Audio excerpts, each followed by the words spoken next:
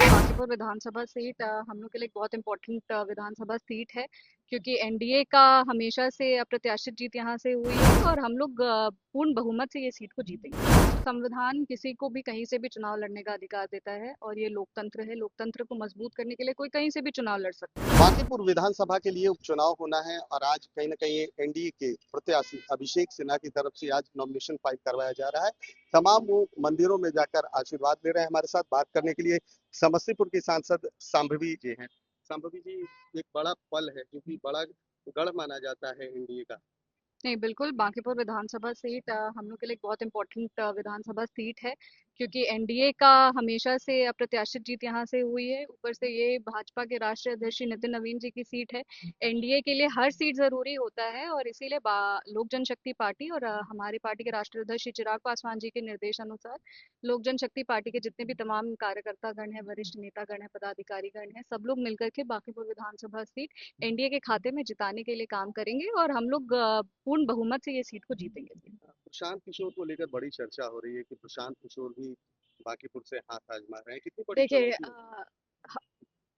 संविधान किसी को भी कहीं से भी चुनाव लड़ने का अधिकार देता है और ये लोकतंत्र है। लोकतंत्र को मजबूत करने के लिए कोई कहीं से भी चुनाव लड़ सकता है।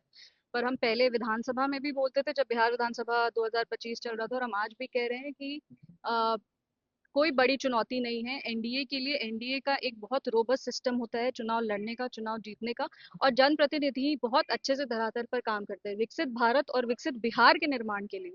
वापस से पुनः एक बार फिर से बांकीपुर विधानसभा में एनडीए की जीत होगी, भाजपा की जीत होगी और यहाँ से अभिषेक जी पूर्ण बहुमत से चुनाव जीतेंगे। कल एनडीए की बड़ी बैठक भी होने वाली है, उसको लेकर देखिए, एनडी की बैठक होती है, रणनीति तैयार होती है, जनता की कैसे सेवा करनी है ये तैयार होती है, तो बैठक तो हमेशा होता रहता है, उसमें कोई बड़ी बात नहीं। कुछ नया बैठक में क्या कुछ होने वाला है?